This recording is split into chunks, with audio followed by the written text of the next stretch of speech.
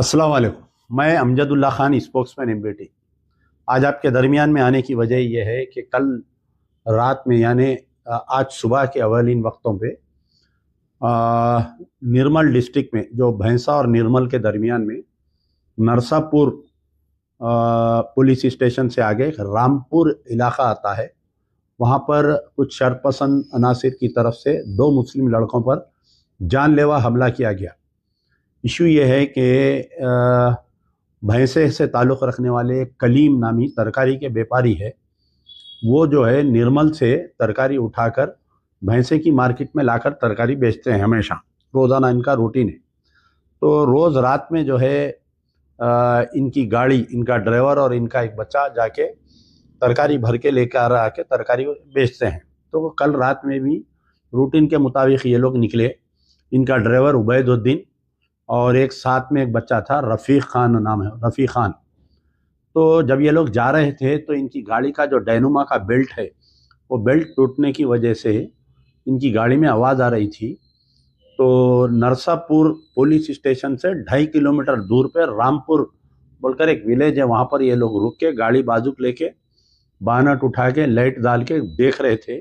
अचानक वहाँ पर एक 20-25 आदमी हथियारों के साथ आकर ये दोनों बच्चों पे हमला किए। हमला करके अपनी उनकी कस्टडी में रख लिए। लोग कई देर तक मारते रहे। तो इस वाक़ये में जो है दोनों लड़के ज़ख्मी हैं। जो उबैदुद्दीन उन्होंने भी ज़ख्मी है और रफ़ीक खान का हाथ टूट गया। उनकी कल शायद सर्जरी होंगी। गवर्नमेंट हॉस्पिटल निर्मल में इनको शरीक किया गया है। और जैसा कि आप लोग जानते हैं कि मैं बारहा ये बात बोल रहा हूँ कि कांग्रेस की सरकार आने के बाद से, रेवंत रेड्डी चीफ मिनिस्टर बनने के बाद से मुसलसल ये अब ये 20वां अटैक है। 8 महीने में अक़लियतों के ऊपर, ख़ास तौर पर मुसलमानों पे ये 20वां अटैक है। अभी तक 19 अटैक्स हुए ऐसे। और पुलिस जो है हमेशा की तरह इस मरतबा भी crime number 103 section crime number 103 of 2024 ये जो है नरसापुर पुलिस स्टेशन में एक FIR इश्यू किया गया। जैसा ही ये हमला हो रहा था, ये लोग जो है 100 डायल करके, नहीं, ये लोग भैंसे में अपने लोगों को इत्तला किए। तो वो लोग 100 डायल करके बोले। जब पुलिस आई, पुलिस आने में ताख़ीर की तो भैंसे से तमाम लोग ने वहाँ पर पुलिस स्टेशन पहुँचने के बाद में ऑफिसर सो रहा था, उसको नींद से जगाने के बाद में जाके पुलिस वाले ये दो लड़कों को बचाकर लेकर आए। तो दोनों ज़ख्मी हैं। बाद में ये पता चला कि ये जो रामपुर गांव है नरसापुर के आगे निर्मल डिस्ट्रिक्ट का, गंगाधर, यल्लना और इनके साथ एक 20-25 आदमी थे जो इन लोगों पे हमला करने के ज़िम्मेदार हैं।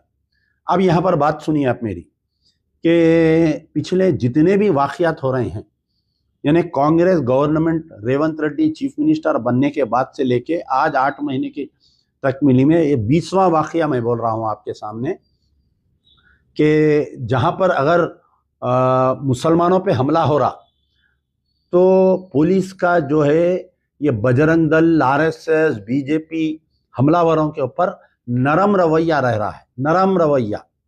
चाहे आप जो है कोई भी वाक़या लीजिए, जिंगी चरला का वाक़या लीजिए, आप जो है जितने भी साबिक़ा में वाक़ये आए हैं, तो अब ये कल रात के भी वाक़ये में जो क्राइम नंबर 103 ऑफ 2024 सेक्शंस में जो केसेस बुक करे, 118 subsection 1 of BNS, 118 subsection 2 red with 3 of subsection 5, यानी दो लोग जाके हमला कर रहे हैं, जबकि हमलावर 20 से 25 लोग हैं। और बिल्कुल छोटे बच्चे आपस में एक दूसरे को दो पचकड़ा मार लेते, ऐसा सेक्शन लगाए जो नाके से बेलेबुल है। यानी आज शाम में उनको पूरों को बेल दे के छोड़ देते। DSP नरसापुर जो है एक प्रेस स्टेटमेंट देके ये जारी करे, जबकि बच्चे का हाथ टूटा और जो है कत्ल की नीयत से हमला करे वो लोग। तो अटेम्प्ट टू मर्डर, यानी अटेम्प्ट टू मर्डर नया जो सेक्शन है BNS का 109 सेक्शन 109 ऑफ BNS लगाना चाहिए था, लेकिन DSP नरसापुर और ASP निर्मल डिस्ट्रिक्ट ये नहीं लगाए। हमेशा की तरह जैसा पिछले 8 महीने से पुलिस का फाशिस्ट तंजीम है, RSS BJP के वर्करों के ताल्लुक से जो नरम रवैया है, इस हमले में भी वही नरम रवैया देखा गया है। अब यहाँ पर सवाल पैदा होता है कि जो लोग कांग्रेस को वोट दिए हैं, जो अक़लियती कायदीन हैं कांग्रेस में, और इतने वाक़यात पेश आते जा रहे हैं।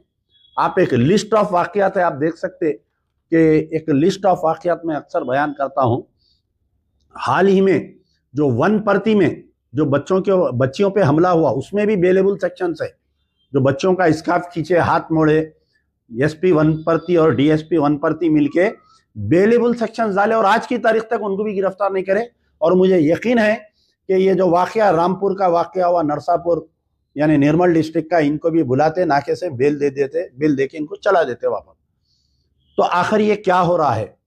Telangana has become the laboratory of RSS. RSS वाले अब तेलंगाना को एक लेबोरेटरी बनाकर गुजरात के वैसा माहौल यहाँ पर पैदा करना चाह रहे हैं, राजस्थान और मध्य प्रदेश के जैसा यहाँ पर माहौल पैदा करना चाह रहे हैं।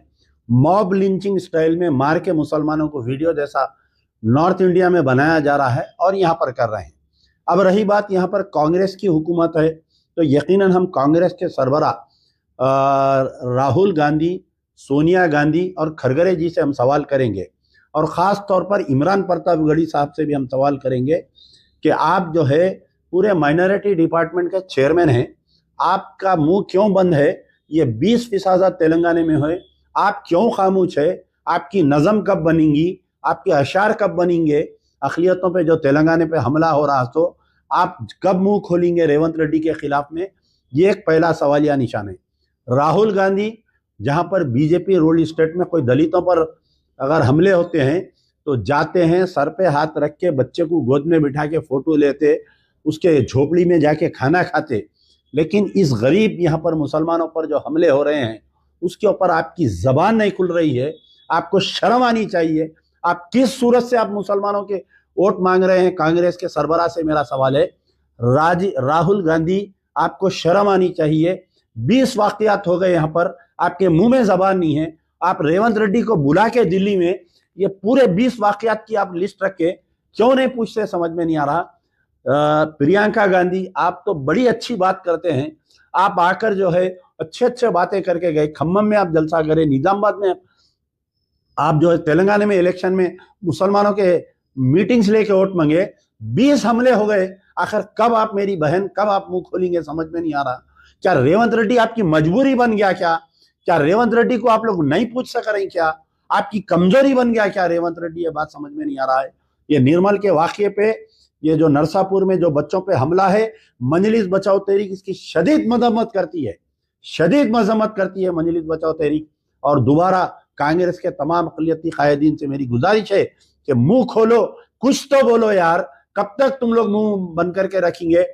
देखिए, जो चेयरमैन से 5 चेयरमैन से, आप लोग कुर्सी से खबर में जाने वाले नहीं हैं, आप लाइट गाड़ी के लेके खबर में जाने वाले नहीं हैं। कल जो बीआरएस में जो चेयरमैन से, जो ओहदेदार, जो इख्तिदार पर थे, जो होम मिनिस्टर थे, जो डिप्टी चीफ मिनिस्टर थे, मुसलमानों पर जुल्म हो रहा था, खामोश थे वो लोग, और आज आप लोग खामोश है। कल जो खामोश थे, आज उनकी क्या हालत है देखिए। आजमपुरे में गली का कुत्ता नहीं पूछ रहा आज उनको वहां पर, तो कल आपकी भी हालत ऐसी हो जाएगी। अगर मुसलमान नाराज हो जाएंगे तेलंगाना से, कांग्रेस तो जाएंगी। आने वाले दिनों में हिंदुस्तान में भी कांग्रेस का सफाया हो जाएगा। इसलिए ये मेरा मुतालिबा है, मुंह तो खोलो, कुछ तो बोलो यार। इसके बारे में एक वीडियो तो बनाओ, मजम्मती बयान तो बनाओ अक़लियती कायदीन। और राहुल गांधी से मेरी इल्तिजा है कि आप कुछ शर्मिंदगी होगी आपको जरूर के 20 वाक़यात में आप खामोश बैठे हुए हैं। आप कुछ बयान दीजिए, एक नोटिस दीजिए। खरगरे जी, आप क्या है? आप इतने सीनियर पॉलिटिशियन हैं, आपको एक बन करके यरगमाल बना के रखे हैं कि आप क्यों नहीं बोल रहे हैं? इसके अंदर कोई समझ में नहीं आ रहा मेरे को। 20 वाक़यात पर खरगरे जी भी खामोश बैठे हुए हैं। मजलिस बचाओ तहरीक शदीद मजम्मत करती है ये निर्मल के वाक़े का, और पूरे 20 मुकदमा वाक़यात जितने भी पेश आए, जैनूर के वाक़े पे, वनपर्ती के वाक़े पे, चंगी जरले के वाक़े पे, आपके नारकटपल्ली के वाक़े पे, आपके मेदक का वाक़या जो मदरसे में घुस के हमला करे, आपके कामारेड्डी में जो राम मंदिर के इफ्तिताह से पहले जुलूस निकाले, उसके ऊपर जो वाक़यात पेश आए, इसके ऊपर मजलिस बचाओ तहरीक शदीद मजम्मत करती है। और कांग्रेस के कायदीन कान खोल कर सुन लो ये समझ रहे होंगे कि असेंबली और पार्लियामेंट इंतखाबात हो गए, अब हमारे को मुसलमानों की वोट की ज़रूरत नहीं है। आने वाले 4 रियासतों में महाराष्ट्र में बहुत बड़ा नुकसान होने वाला है अगर तुम तेलंगाना के मुसलमानों के साथ नाइंसाफ़ी करेंगे तो। यार जिंदा सोबत बाकी।